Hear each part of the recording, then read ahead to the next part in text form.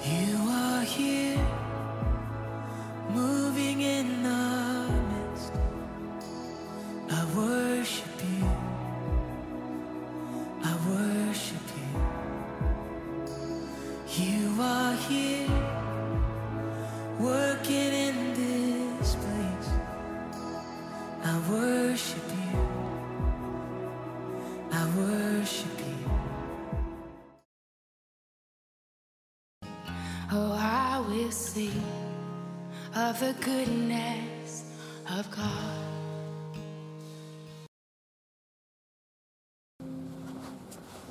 Bapa kami yang ada di surga, Bapa yang kami sembah dalam nama Tuhan Yesus, Allah yang begitu mengasihi kami, bahkan Allah yang rindu untuk memberkati kami. Syukur bagi Tuhan, kami ada di hari-hari terakhir bulan ini. Itu berarti kami ada bukan karena kekuatan kami semata, tapi karena kebaikan Tuhan yang begitu indah, yang kasihnya tak tertandingi. Maka segala puji, syukur, hormat, kemuliaan kami persembahkan kepadamu ya Tuhan. Tuhan sudah mendengarkan kami bernyanyi, saatnya kami mendengarkan Engkau bersabda lewat aku ya Tuhan. Maka Engkau yang berkati setiap hati dan telinga kami. Tuhan, teringat untuk keluarga yang tidak bersama dengan kami saat ini, suami, istri, anak-anak, orang tua, kekasih kami. Tuhan, dimanapun mereka berada, kami percaya mereka ada dalam penyertaan. Terpujilah nama Tuhan, kami sambut firman-Mu hanya di dalam nama Tuhan Yesus Kristus. Amin. Silakan duduk. Shalom. Ya lagi shalom. Iya. Mari kita buka langsung Alkitab kita dari Matius 5 ayat 38 sampai dengan ayat yang ke-48. Matius pasal yang kelima ayat 38 sampai dengan ayat yang ke-48.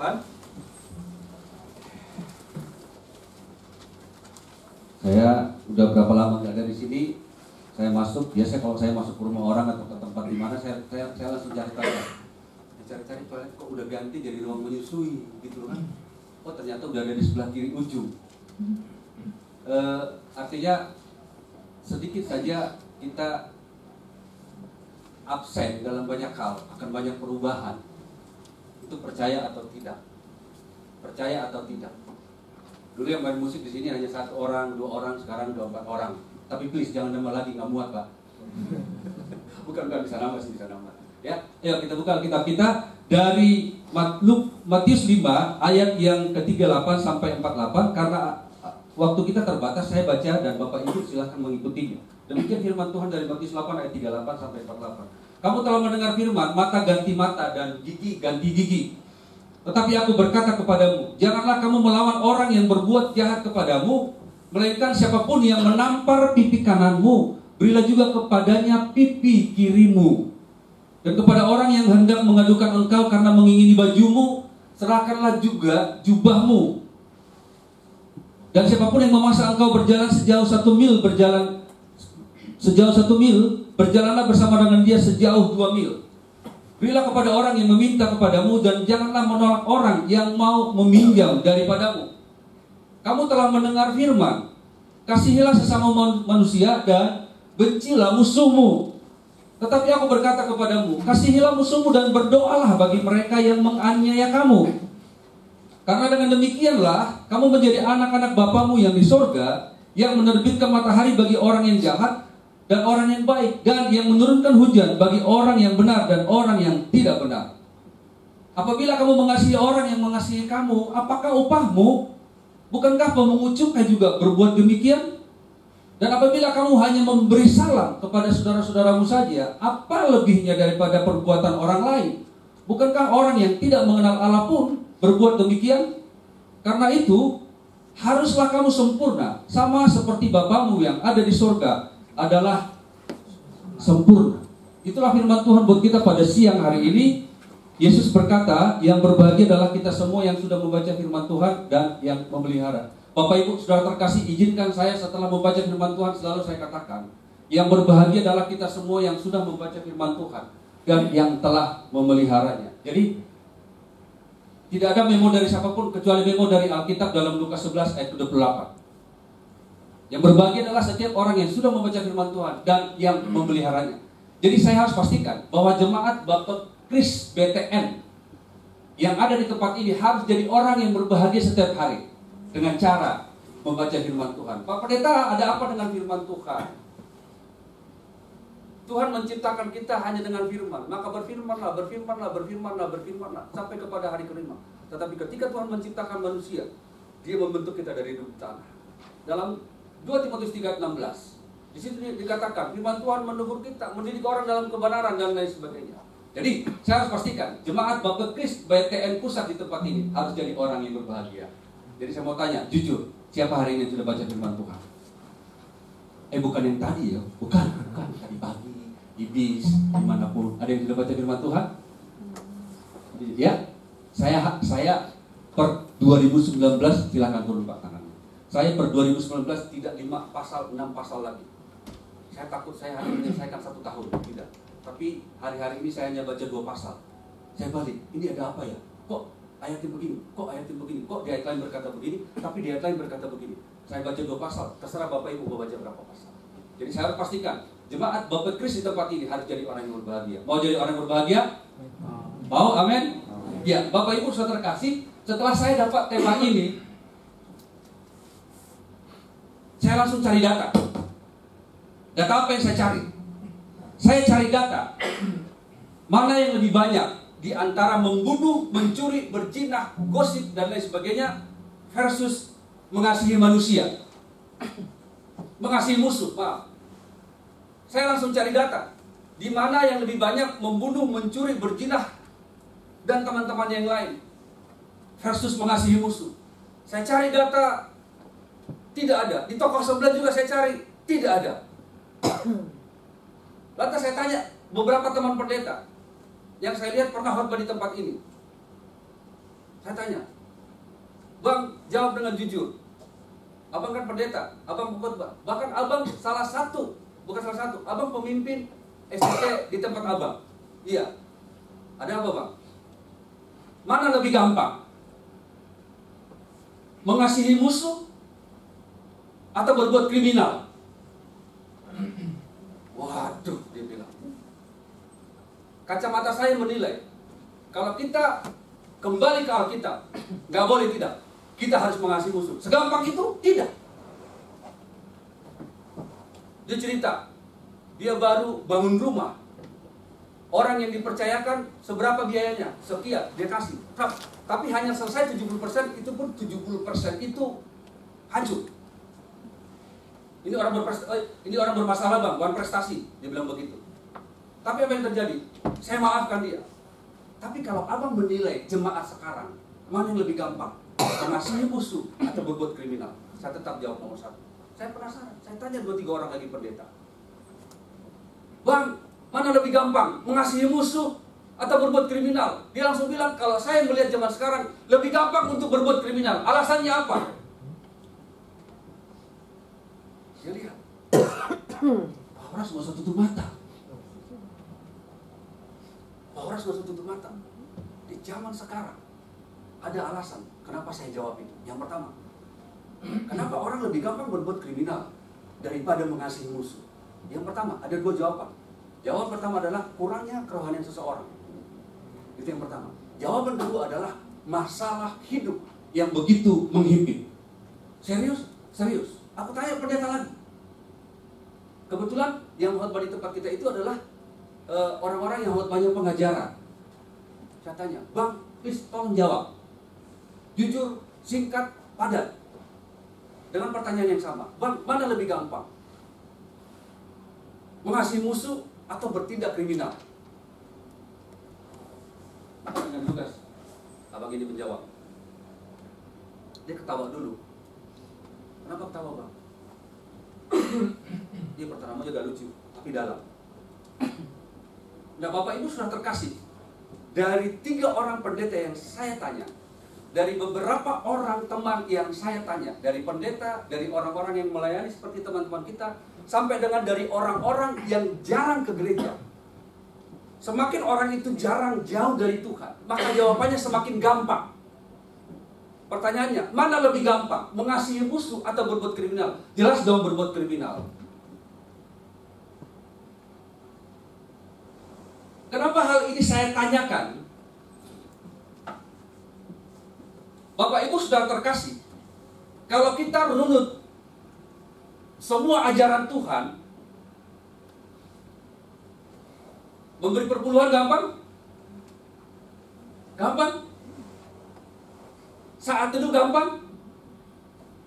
Tapi ketika kita disuruh oleh Tuhan, karena ini adalah perintah, kasihilah musuhmu dan berbuatlah baik kepada orang-orang yang menganiaya kamu. Ada pertanyaan, Pak, boro-boro saya mengasihi musuh, saudaraku aja saya nggak pernah kasihin. Berilah salam kepada orang, Pak, boro-boro, ABS, yang penting babi gua senang, yang penting bosku senang. Saya nggak mungkin mengasihi musuh, Pak. Bapak Ibu, kita lulus dalam perpuluhan, kita lulus setiap Jumat, tidak bolong. Bahkan kita mengisi tempat pelayanan dan lain sebagainya. Tapi ketika kita ada dalam satu titik di mana kita harus mengasihi musuh, kali ini adalah perintah Tuhan, iblis tidak tinggal diam. Maka alasan demi alasan akan kita berikan. Boro-boro, Pak, boro-boro, Bu, mengasihi musuh dan mendoakan orang. Bu, keluarga saya nggak pernah saya doakan. Boro-boro saya doakan. Saya aja sampai sekarang, Pak, jarang berdoa.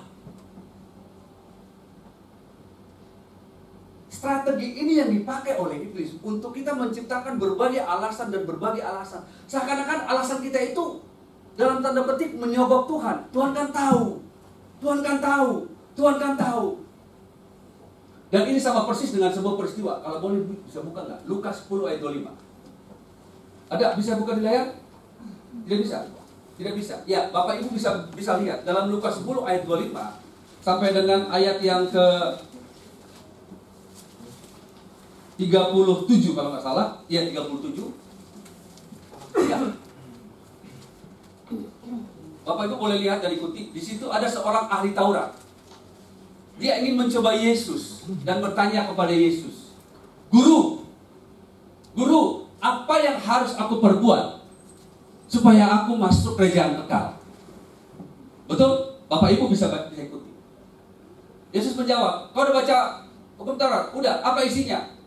Lantas orang ini dengan lugas menjawab, kasihilah Tuhan Allahmu dengan segenap hatimu, dengan segenap jiwamu, dengan segenap kekuatanmu, dengan segenap akal budimu. Terus apa lagi? Kasihilah sesama manusia seperti dirimu sendiri. Kalau begitu kamu pergi, lakukan. Tapi guru, aku mau tanya yang terakhir. Ini ngeles nih. Aku mau tanya yang terakhir. Siapakah sesama aku manusia? Dia sudah jawab. Apa yang tertulis dalam kitab Taurat? Kasihilah Tuhan Allahmu dengan segenap hatimu, dengan segenap jiwamu, dengan segenap kekuatanmu, dengan segenap akal budimu. Terus apa lagi? Kasihilah sama manusia seperti dirimu sendiri. So, go, lakukan. Tapi dia ngeles. Untuk sampai di titik mengasihi, dia ngeles. Kalau gitu Tuhan, siapa sesama aku manusia? Karena bagi orang Israel yang begitu eksklusif menganggap, bahkan cerita-cerita orang yang pernah ke Israel dan mereka yang menginap dalam rombongan dari Indonesia, mereka yang menginap itu liftnya aja beda. Itu liftnya beda. Apalagi udah hari Sabat. Itu hari yang mereka junjung tinggi. Menurut mereka bahwa sesamaku adalah orang Israel. Orang Samaria bukan sesamaku. Di luar Batak bukan sesamaku. Di luar Jawa bukan sesamaku. Tuhan jawab, ada seorang yang turun dari Yerusalem. Dia habis digebuki oleh para penyamun. Betul? Alkitab mencatat ada orang yang turun dari Yerusalem. Kalau kalimat itu dikatakan ada orang yang turun, itu berarti orang yang turun dari bait suci. Karena bait suci Yerusalem itu ada di Bukit Sion. Yang namanya bukit pasti tinggi. Ada orang yang digebukin setengah mati. Semuanya habis. Alkitab berkata, ia setengah mati. Kemudian turunlah seorang imam. Bisa dibayangkan, turunlah seorang imam tentu dari bait suci. Imam itu melihat, kemudian ia lewat dari seberang. Maaf ya. Pikiran kita jangan jalan itu mulus rata. Tidak. Apalagi di zaman dulu, ribuan tahun yang lalu. bahwa jalan itu nggak rata. Pasti ada batu yang bulat, ada batu yang terjal, ada pohon-pohon, kemudian agak ada jurang. Makanya Mazmur 121 berkata begini, aku melayangkan mataku ke gunung-gunung, dari manakah datang pertolonganku? Itu saat orang datang ke bait suci. Nyanyian ziarah. Ada jurang. Mungkin orang itu melihat begini. Dia baru khotbah. Imam itu baru khotbah. Kayak saya. Alkitab kemudian mencatat. Lalu datanglah seorang Lewi. Lewi ini adalah salah satu suku dari 12 suku yang dikhususkan untuk menjadi pelayan di rumah-rumah Tuhan, di bait-bait suci. Kemudian Alkitab mencatat orang itu lewat dari seberang. Lalu lewatlah seorang Samaria. Ia pergi kepada orang itu. Tapi yang mau kita baca, coba kita baca Lukas 10 ayat 23. Pelan-pelan kita baca Lukas 10 ayat 23. Intinya kalimat terakhir. Lukas 10 ayat bukan Lukas 10 ayat 33. Sorry. Lukas 10 ayat 33. Kita baca bersama-sama. 1, 2, 3. Lalu datang seorang Samaria yang sedang dalam perjalanan ke tempat itu. Dan ketika ia melihat orang itu, tergeraklah hatinya oleh belas kasihan. Bapak Ibu, saudara terkasih, kita nggak akan sampai di titik ini, kita nggak akan sampai di titik ini kalau hati kita tidak tergerak oleh belas kasihan. Itu. Kita tidak akan sampai di titik itu kalau kita tidak tergerak oleh belas kasihan. Karena action yang dilakukan oleh orang Samaria itu tidak akan terjadi kalau tidak tergerak oleh belas kasihan. Cukup apa yang dilakukan oleh orang Samaria? Tidak. Kita baca pelan-pelan apa yang dilakukan oleh orang Samaria. Mulai dari kata tergerak ayat 33. 1, 2, 3. Tergeraklah hatinya oleh belas kasihan. Ayat 34. Ia pergi kepadanya, lalu apa? Terus sesudah itu ia menyiramnya dengan minyak dan anggur. Kemudian ia menaikkan orang itu ke atas keledai tunggangannya sendiri, lalu membawanya ke tempat penginapan dan merawatnya. Bapak Ibu, tidak segampang itu. Kalau kita buat ini sebuah drama, ia naik kuda, betul? Kemudian begitu, keledai, ia naik keledai. Begitu ia lihat orang itu, dia nggak mungkin begini. Kemudian ia pergi ke orang itu, kemudian begini. Sorry, maaf. Ia lapar. Karena hatinya sudah tergerak oleh belas kasihan, pasti ia terburu-buru turun dari keledainya, kemudian ia ambil kain, kemudian ia oles, kemudian ia siram dengan minyak dan anggur dan lain sebagainya. Bisa kita bayangkan, orang ini tidak berkata begini, itu kan orang Yahudi, bukan orangku, yang notabene kami bermusuhan. Sampai saat ini, walaupun Samaria itu ada di Israel Utara, bahkan walaupun orang Samaria itu sebagian besar adalah orang Yahudi, tapi tidak orang Yahudi asli, karena sudah kawin-mengawin, terjadi kawin campur. Lantas orang Samaria itu bukan orang Yahudi asli. Itu salah satu pertentangan. Kemudian pertentangan kedua adalah bahwa orang Israel tidak menganggap bahwa ibadah orang Samaria itu benar. Itulah eksklusivitas orang Israel sampai sekarang. Orang itu gak peduli, karena hatinya sudah tergerak oleh belas kasihan. Lalu ia turun dari keledainya, ia membalut lukanya. Bayangkan Bapak Ibu, ia dalam perjalanan, ia tidak peduli seberapa lagi minyaknya, seberapa lagi minuman yang ia butuhkan. Saya baca sekali lagi. Ayat 34. Ia pergi kepadanya lalu membalut luka-lukanya. Sesudah ia menyiramnya dengan minyak dan anggur, kemudian ia menaikkan orang itu ke atas keledai. Saya mau tanya, keledai itu muatannya berapa? 1 atau 2? 1. Betul? Bahkan kuda yang lebih gede pun hampir jarang ditunggangi oleh 2 orang. Bisa kita bayangkan, orang Samaria ini harus rela menaikkan orang itu gak gampang loh Bapak Ibu. Kalau orang yang sehat kita gendong gak gampang. Ini Alkitab mencatat orang yang hampir setengah mati ini sudah hancur. Ia pelan-pelan menaikkan orang itu ke atas keledainya. Terjadi lagi pengorbanan. Pengorbanan yang tidak gampang. Ia naikkan, lalu Alkitab berkata, kemudian ia menaikkan orang itu ke atas keledai tunggangannya sendiri, lalu membawanya ke tempat penginapan. Stop dulu. Biasa orang, karena dulu gereja nggak banyak Bapak Ibu. Orang biasa kalau ke gereja, ke Yerusalem, mereka bawa pembekalan, dan mereka bawa, kalau mereka miskin, mereka buat tenda. Tapi kalau mereka kaya, mereka biasanya nginap. Karena mereka harus jalan jauh. Udah malam, mereka harus nginap di tempat itu, tempat penginapan itu. Lalu pagi-paginya mereka datang ke bait Allah. Itulah situasi yang ada pada saat itu. Gampang buat orang Samaria ini masuk ke dalam penginapan. Saya katakan, sampai detik ini, orang-orang yang pergi wisata rohani ke Israel, itu liftnya aja beda. Jadi kita bisa bayangkan eksklusivitas orang Israel pada saat itu. Ketika orang Samaria ini masuk dan membawa orang yang setengah mati itu, pasti orang, ngapain itu orang? Ngapain itu orang? Betul. Tapi yang korbankan perasaan, karena hatinya tergerak oleh belas kasihan. Kita ingat Yesus waktu hatinya tergerak oleh belas kasihan, semua macam jenis penyakit sembuh. Lalu apa yang terjadi? Masih ayat 34, kalimat terakhir.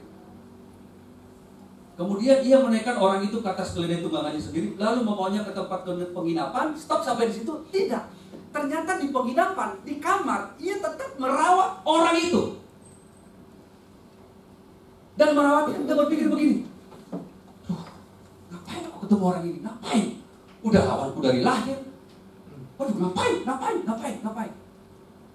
Dirawat dulu. Musuh, ya. Udah damai belum? Kita masuk ayat 35. Kita baca sama-sama. 1 pelan-pelan. 1, 2, 3. Keesokan harinya, ia menyerahkan 2 dinar kepada pemilik penginapan itu. Katanya, rawatlah dia, dan jika kau belanjakan lebih dari ini, aku akan menggantinya waktu aku kembali. Coba kita sedikit real ya. Waktu perempuan yang menumpahkan minyak wangi ke Yesus, ada seorang berkata begini, Yudas, sayang kali lah minyak itu. Coba kalau minyak itu dijual. Betul? Masih ingat? Masih ingat kan? Dan harga minyak itu berapa? 300 dinar. Lalu Alkitab mencatat harga 1 dinar adalah upah pekerja saat itu. Tapi pikiran kita jangan pekerja tukang yang upahnya 100, kalau ya kena 150, 200, tidak. Upah pekerja, kita pun pekerja. Tapi pekerja pun jangan pikiran kita dirut, yang gajinya 3 digit. Coba kita ambil di tengah-tengah. Yang upah hariannya antara 300 sampai 700 ribu harian. Oke? Kita ambil yang middle, di tengah-tengah, 500 ribu. Upah seorang pekerja 500 ribu per hari. Berarti ia titipkan 1 juta untuk orang itu.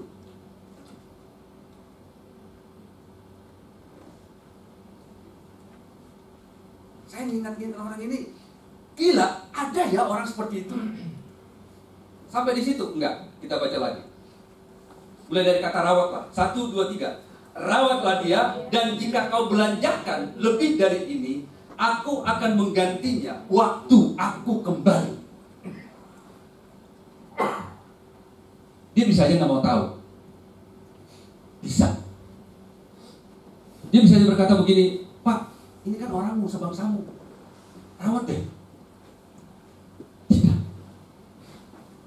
Nah, saya waktu pengurus di tempat ini memberikan tema ini kepada saya jadi membuat satu kesimpulan bahwa mengasihi musuh adalah perbuatan orang-orang yang level imannya, maaf, saya harus katakan, yang level imannya bukan level abal-abal. Tahu abal-abal, Bu? Tahu apa? Salah satu. Kalau kami dari negeri seberang udah tahu itu apa abal-abal. Untuk orang bisa sampai ke tahap ini, tema kita hari ini, bukan orang, mohon maaf, bukan orang yang kalau saya pakai istilah pendeta kapal selam, gitu, kapal selam tahu ya? Begitu mau April, Tuhan senang.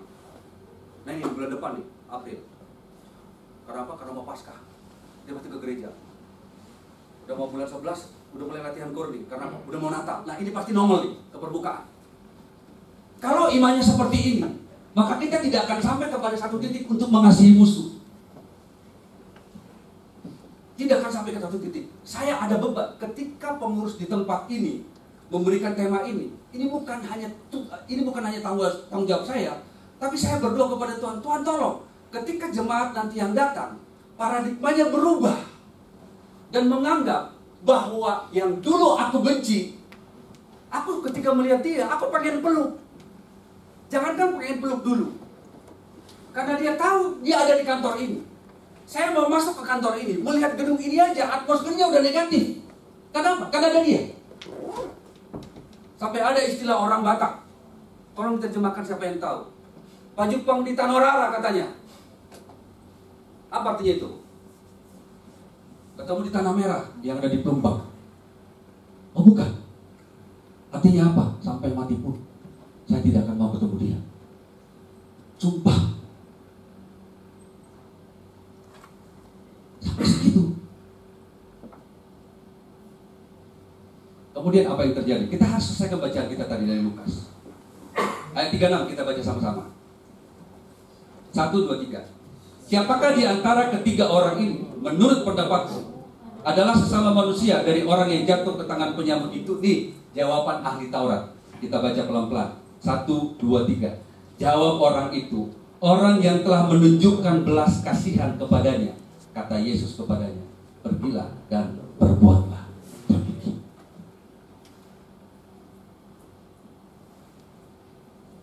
Saya kemarin tanya, kalau gitu Pak Pendeta, orang-orang yang telepon itu, kalau gitu Pak Pendeta, apa solusinya? Supaya jawabannya berbalik, dari lebih gampang untuk berbuat kriminal daripada lebih gampang untuk mengasihi musuh. Ada dua, dia bilang begitu. Yang pertama, kita harus tahu bahwa ini adalah perintah Tuhan. Bapak Ibu, mungkin kita lahir secara Kristen. Mungkin ada di tempat ini yang lahir dengan basic bukan Kristen, lalu dia mengikuti Kristen. Kristen ini berasal dari kata Kristonos, artinya pengikut Kristus. Nah kalau kita mengikut Kristus, kita harus ikut Kristus, betul? Ke kiri Kristus kita ke kiri, betul? Ke kanan Kristus kita ke kanan, betul? Lurus Yesus kita harus lurus, betul? Kemanapun Yesus kita harus ikutin, betul? Susah senang mau kita ikutin Yesus, betul? Oleh sebab itu, kalau ini perintah Yesus, lakukanlah. Yesus menjawab dengan tenang tapi keras. Apakah upahmu jika kamu hanya mengasihi orang-orang yang mengasihi kamu? Sebab pemungut cukai juga ada dua orang institusi di Israel yang tidak disukai. Yang pertama, pemungut cukai dan orang tidak percaya. Orang yang tidak percaya ini menurut orang Israel adalah orang-orang yang di luar mereka. Kalau istilah sekarang di Indonesia, kalau orang di luar mereka. Ngerti? Nah, dua orang ini yang tidak disukai di Israel. Dan Tuhan membuat contoh. Apakah upahmu jika kamu hanya mengasihi orang yang mengasihi kamu? Lihat, pemungut cukai juga berbuat demikian. Dikasih contoh. Kalau ada orang menampar pipi kirimu, maka kasih. Saya udah pernah contohkan di tempat ini ya. Udah pernah? Masih ingat? Masih ingat? Masih ada waktu nggak? Ada? Ada ya? Masih ingat? Ada contoh kan? Kalau kau tampar pipi kiri kasih? Betul? Contoh Pak. Contoh. Aku tampar pipi kiri abang ini pakai apa? Aku tampar pipi kiri abang ini pakai apa? Ini atau ini? Ini? Ini? Ini? Ini? Aku tampar pipi ya abang ya? Siapa yang setuju? Ya, kalau aku tampar pipi kiri abang pakai setuju ya? Biasa, ini terjadi antara Tuhan dan budak. Kalau dia budak, dia pasti otomatis kasih pipi kanan. Kalau ada orang menampar pipi kiri, kasih pipi kanan. Aku tamparnya pakai ini atau ini? Pipi kanan. Ini atau ini? Ini. Ketika saya menampar pipi kanannya, maka ini berbalik ke saya. Berarti saya sedang menyamakan diri dengan dia.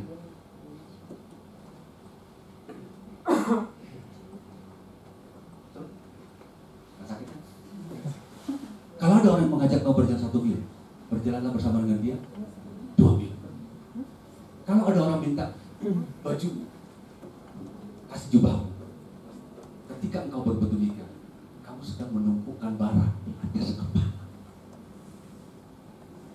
Pernah baca itu? Pernah baca? Maka orang itu tidak akan senang. Kenapa ya? Dia udah aku sakiti, tapi dia masih baik. Kenapa ya? Dia udah aku sakiti, tapi masih mau menawarkan ini. Kenapa ya? Kenapa ya? Kenapa ya? Kenapa ya? Ini tadi yang saya janjikan.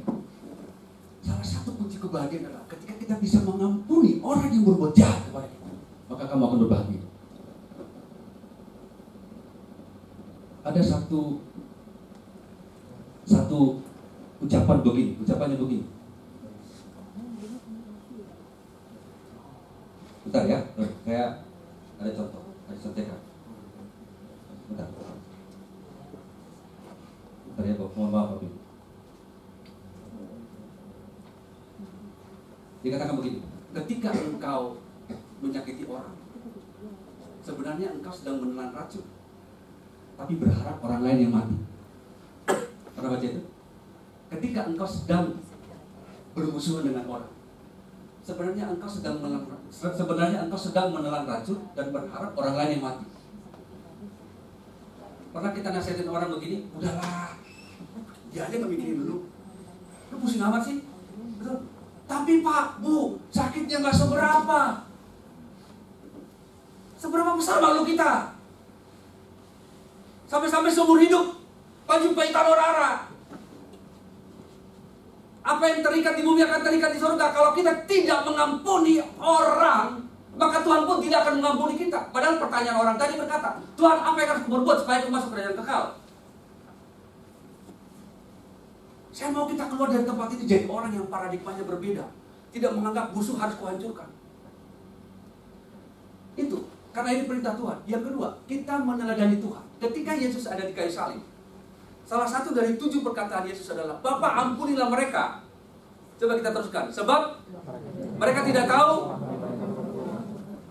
Pergumulan itu berat. Aku mau matikan mereka, kata Tuhan. Sampai saking beratnya pergumulan itu, keringat Tuhan seperti apa katanya? Titik darah. Yang kedua, kita ikut Kristus. Tapi gimana Pak Pendeta? Singkat saja, kita kembali ke bacaan kita. Waktu mau selesai. Dalam Matius pasal 5 ayat yang ke-44. Kita baca sama-sama. Simple, kata Yesus. Karena Tuhan tahu kita sering tidak sanggup untuk mengasihi musuh. Tapi simple, kata Yesus. Kita baca ayat 44 dari Matius 5. Matius 44 ayat 5. Matius 5 ayat 44. Maaf. Matius 5 ayat 44. 1, 2, 3. Tetapi aku berkata kepadamu, kasihilah musuhmu dan berdoalah bagi mereka yang menganiaya kamu. Kita mungkin gak sanggup untuk melihat muka musuh kita. Lebih baik lihat daripada lihat mukanya dia. Kita gak sanggup. Tapi Lukas 10 ayat 33, hati kita tergerak oleh belas kasihan. Entah kasihan sama dia, entah kasihan sama diri kita. Tapi yang pasti, ketika Tuhan tahu kita gak sanggup ketika berhadapan dengan dia, satu hal yang bisa kita lakukan, berdoalah untuk orang yang menganiaya kamu. Oh gampang Pak Pendeta, sudah saya doakan supaya mampus. Tidak, please. Bukan mampus, please. Doakan yang baik-baik. Apa salahnya? Kalau kita mendoakan yang baik-baik, saya percaya Tuhan itu tidak kekurangan cara untuk menolong kita. Sebab tangan Tuhan tidak kurang panjang untuk menolong kita dalam Yesaya pasal 59. Telinganya tidak kurang panjang. Tapi yang menjadi pemisah antara Tuhan dengan kita adalah. Oleh sebab itu, supaya tema kita siang ini dapat, kasihilah musuhmu, ada hal yang make it simple yang boleh kita lakukan.